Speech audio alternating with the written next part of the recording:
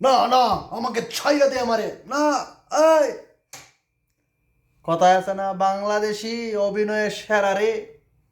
তো পিছনে আমাদের বিজিবি তারা ওই ভোট কেন্দ্র কিভাবে কন্ট্রোল করবে, প্রতিরোধ করবে, সেইগুলো নিয়ে মানে একটা মহড়া চালাইছে।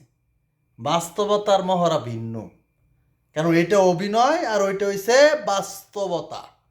সুতরাং টাল্টি বাল্টি করলে কাম হইতো না। যদি বাহিনীর ইজ্জত বাঁচাইতে চান, মানুষ যেন বহানা দেয়, সদ্য গোষ্ঠী তুললে যেন বহানা দেয়, ওইটা দিয়ে দেশের স্বার্থে কাজ করবেন।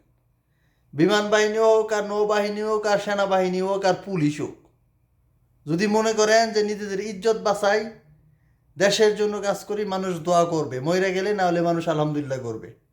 সুজা বাংলায় কথা, কোনো দলের পক্ষে নয়, বাংলাদেশের পক্ষে কাজ করবেন, রাষ্ট্রের পক্ষে, জনগণের পক্ষে কাজ করবেন। সেই প্রত্যাশাই করে বাংলার জনগণ।